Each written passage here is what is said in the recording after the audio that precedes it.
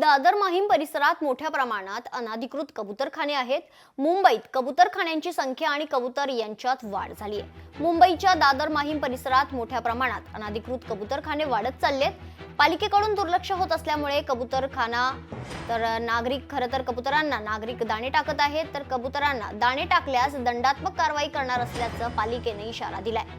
तसं असताना देखील कोणतीही कारवाई होताना दिसत नाहीये। याचाच आढावा घेतलाय आमचे प्रतिनिधी स्वप्नील जाधव यांनी। मनसेचे पर्यावरण सेना अध्यक्ष जय शृंगारपुरे यांनी सुद्धा एक व्हिडिओ केला होता आणि दादर माहीम परिसरामध्ये जे अनधिकृतपणे जे कबूतरखाने आहेत त्याच्यावर त्यांनी प्रश्न उचलला होता।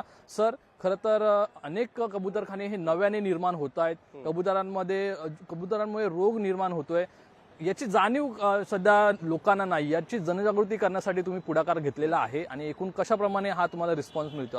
हे बघा, हा जो प्रश्न आहे, हे कबूतरखाने हे वाढतायत आणि कबूतर वाढतायत हे ऍक्च्युली सगळ्यांनाच माहिती आहे। हा जो हा मॅटर आला आहे तो लोकांकडनंच माझ्याकडे आलाय, बरोबर। त्यानंतर मी ते जाऊन बघितलं की बाबा इथे कबूतरखाने आहेत, आमच्याच एरियामध्ये 4-5 कबूतरखाने आहेत। आता काय होतोय की कुठेतरी काही लोकांमध्ये ही गोष्ट होते की कुठेतरी ते देवळाच्या बाहेर किंवा कुठेतरी मस्जिदच्या बाहेर किंवा कुठेही ते वाचतात की बाबा या प्राण्याला हे आपण खाणं दिलं तर म्हणजे माझ्या सोबत काहीतरी चांगलं होईल, पण बेसिकली तसं नाहीये।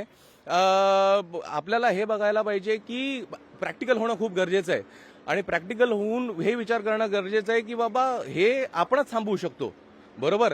ह्याला काही गव्हर्नमेंटनी बॅन आणतील, बरोबर, पण गव्हर्नमेंट बॅन आणल्यानंतर आपण जिथपर्यंत ते बंद करत नाहीये तिथपर्यंत ते काही होणार नाहीये। बीएमसीचं दुर्लक्ष आहे का या ठिकाणी? बघा, मी ही गोष्ट बोलतो की हे फक्त बीएमसीचं काम नाहीये। बीएमसीने तर प्लास्टिक पण बंद केलंय, पण प्लास्टिक बंद झालं आहे का? जोवर आपण प्लास्टिकची बॅग जी आहे ती एक प्लास्टिकची पिशवी न घेता आपण कॉटनची बॅग जर घेऊन जातो मार्केटमध्ये तेव्हा ते बंद होणार आहे ना।